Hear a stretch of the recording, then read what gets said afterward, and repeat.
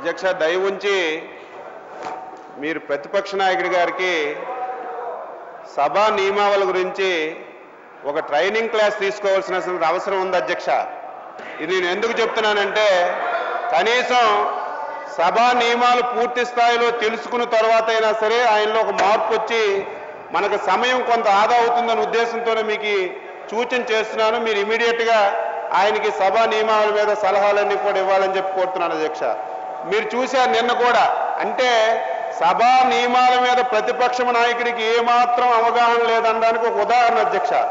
నిన్న కూడా లేచి ఏంటి స్పీకర్ గారు గవర్నర్ గారి ప్రసంగం మీద వాళ్ళే మాట్లాడుకుంటున్నారని ఏమీ తెలియకుండా ఆ రోజు నిన్న కూడా మీ మీద ఒక అభాండం వేశారు అధ్యక్ష.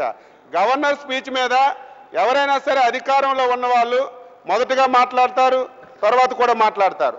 ఈరోజు మళ్ళీ కొత్త విషయం తీసుకొచ్చారు, మాకు మాట్లాడడం లేదు.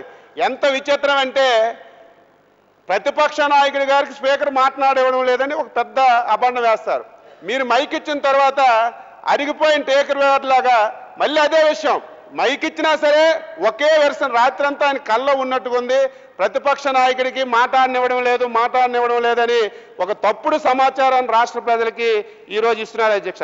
నేను చెప్తున్నాను, నెక్స్ట్ వారికే మాట్లాడే అవకాశం ఉంది.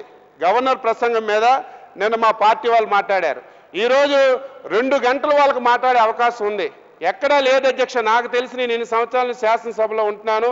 గవర్నర్ ప్రసంగం మీద ఎవరైనా సరే అపోజిషన్ లీడర్ తప్పనిసరిగా మాట్లాడాలి అధ్యక్ష, అది రూల్ ప్రకారం మాట్లాడాలి. కానీ ఆయన ఎప్పుడు ఆ విషయాలు మాట్లాడు, ఎవరో వెనుకున్న సభ్యులకి ఇస్తాడు. ఇప్పుడు నెక్స్ట్ మాట్లాడేటప్పుడు ఆయనకి ఏమైనా సమస్యలు ఉంటే మాట్లాడే అవకాశం ఉన్నా సరే ఆయన ఈరోజు కావాలని చెప్పి రాష్ట్ర ప్రజానీకానికి తప్పు పట్టించాలని చెప్పి ఉద్దేశంతో మాట్లాడుతున్నారు. ఇది సరైన విధానం కాదు. ప్రతిపక్ష నాయకుడు మొట్టమొదటిసారి శాసనసభకి ఎన్నికయ్యాడు. ఆయనకి శాసనసభ నియమావళి మీద ఎటువంటి అవగాహన లేదు. దయ ఉంచి మళ్ళొకసారి మీకు కోరుతున్నాను అధ్యక్ష, ఆయనకి ప్రత్యేకంగా ఒక క్లాస్ ఇప్పించి శాసనసభ నియమాలన్నీ కూడా తెలుసుకున్న తర్వాత ఈరోజు మీరు ఉదయం అధ్యక్ష, ఇది ఇంపార్టెంట్ అధ్యక్ష, మీరు అడ్జర్న్మెంట్ మోషన్ రిజెక్ట్ చేసిన తర్వాత దాని మీద వాకౌట్ చేస్తామంటారు. అడ్జర్న్మెంట్ మోషన్ రిజెక్ట్ అయిన తర్వాత వాకౌట్ చేయడానికి ఏదైనా ఒక సబ్జెక్ట్ ఉండాలి, ఒక డిస్కషన్ జరగాలి.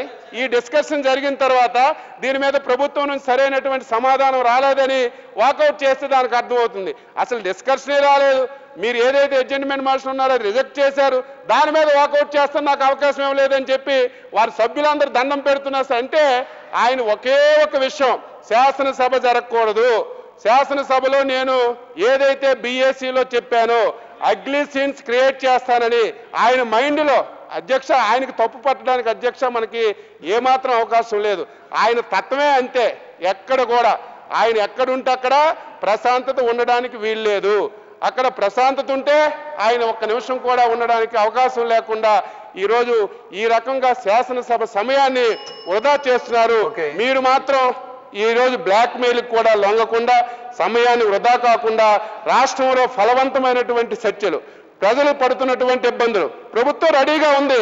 ఏ సమస్యను మీరు డెమోక్రటిక్ గా పద్ధతి ప్రకారం ఎన్ని గంటల అవకాశం ఇచ్చినా సరే చర్చించడానికి మేము ముందుగా ఉన్నాము, మేము సిద్ధంగా ఉన్నామని చెప్పినా సరే కావాలని ఈ రకంగా చేస్తున్నారు.